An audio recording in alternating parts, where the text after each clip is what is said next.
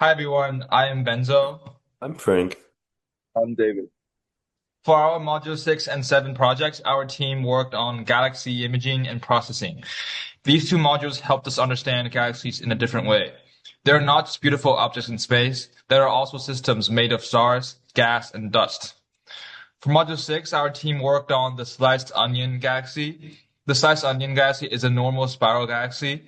Spiral galaxies usually contain cold gas, dust, and young stars. These are all important because they are all connected to star formation. For this image, we used data from Skynet prompt telescopes, and we processed images from the five filters B, V, R, luminance, and H alpha. The B, V, and R filters helped us make the basic color image. The luminance layer helped make the details sharper. The H alpha layer was used to look for ionized hydrogen gas, which can show possible star forming regions. Our exposure times were B 91 seconds, V 60 seconds, R 40 seconds, luminance 20 seconds, and H alpha 300 seconds. The H alpha exposure was much longer because H alpha light is faint. It needs more time to collect enough signal.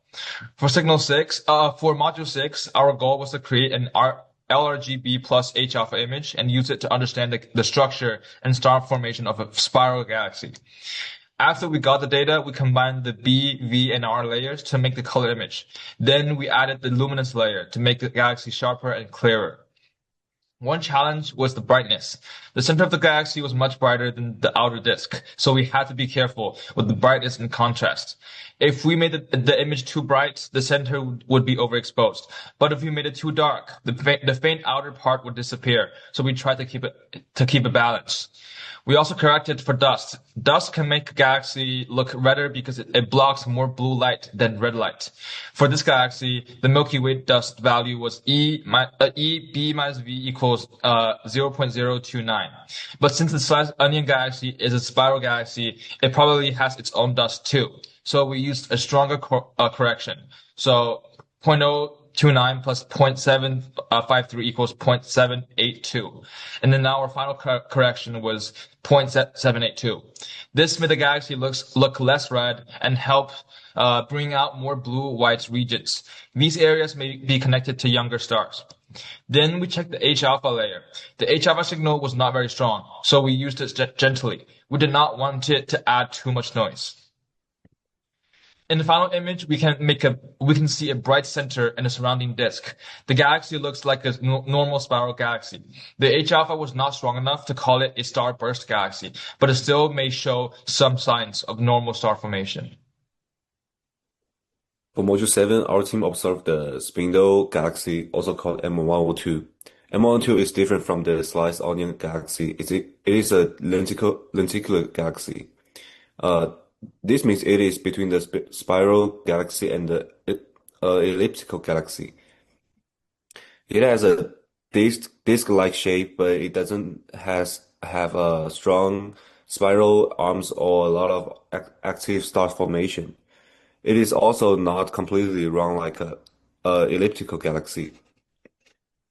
M102 is a good target because we see it almost edge on. That means we are looking at it from the side. Because of it, it looks long and thin and like a spindle. When we first processed the optical stacks, we could already see the main shape.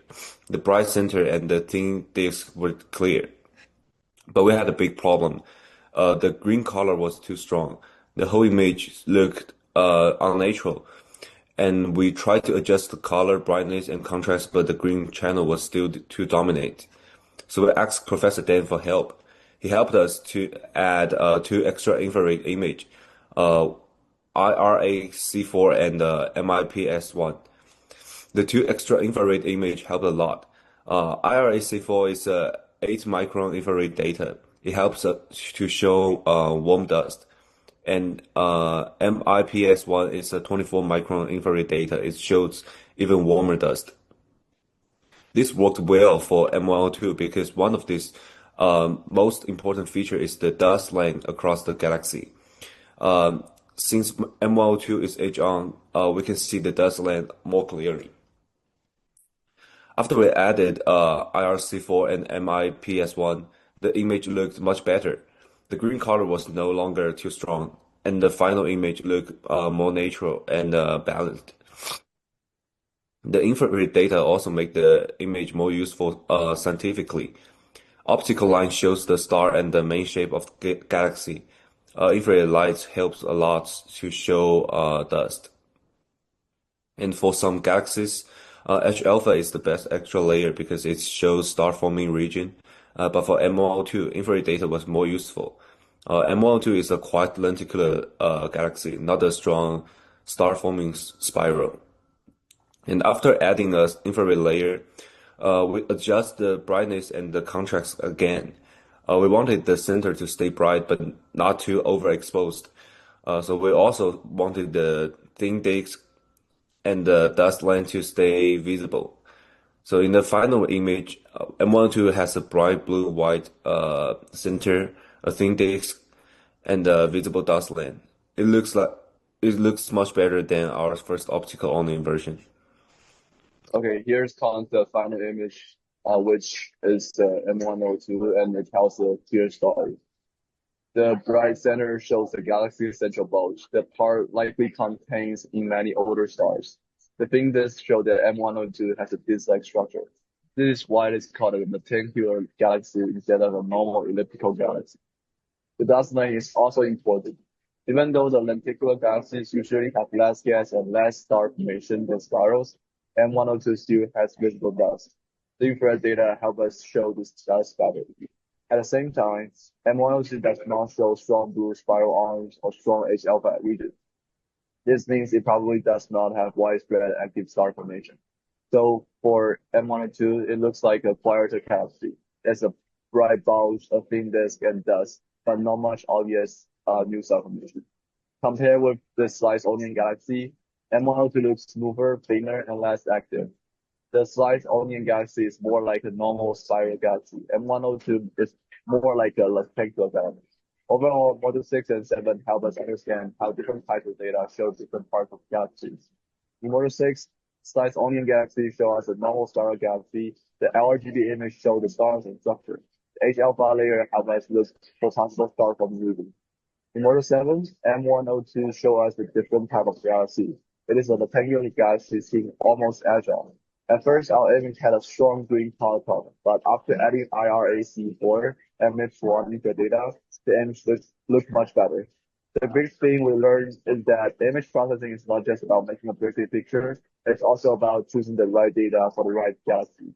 For a spiral galaxy, H alpha can help us show star formation. For M102, infrared data was more useful because it showed dust and fixed the color balance. By combining optical, H alpha, and infrared data, we created images that are both clear and more meaningful. These modules help us see galaxies as real physical systems made of stars, gas, dust, and structure. Thank you.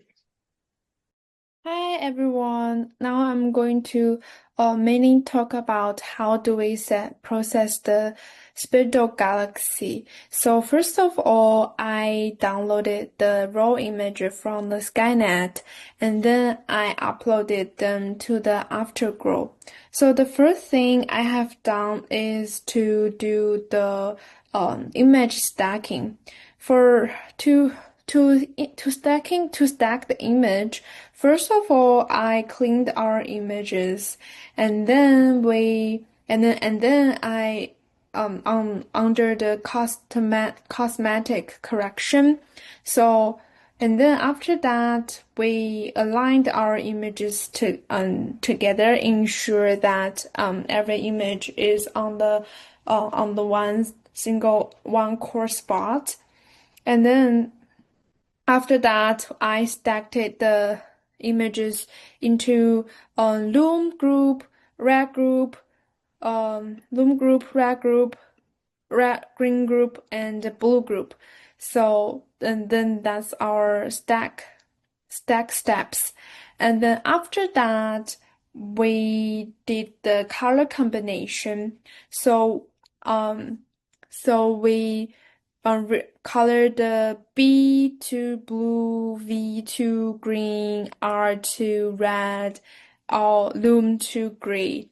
So after color all of the group set, we found that the group image has very strong green color, so that is a little bit weird. So I seek the help from Professor Dan, and he suggested that to include 2 extra image of IRAC4 and IPMS1 to make the group image looks better, and then it does work. So after group the extra 2 images, our final image looks better with very pretty light.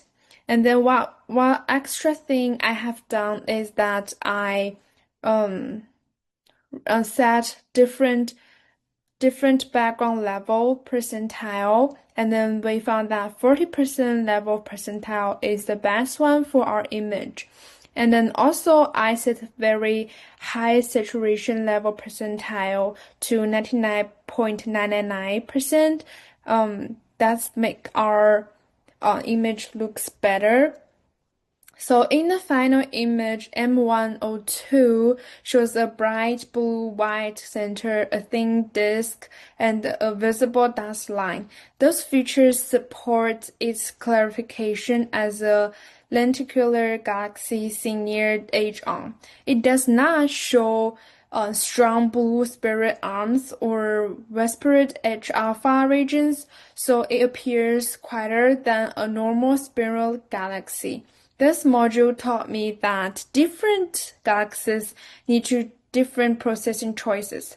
For star-forming spiral H-alpha may be very useful, but for M102, the infrared layers were more helpful because they had hit the dust structure and fixed the overly green color problem.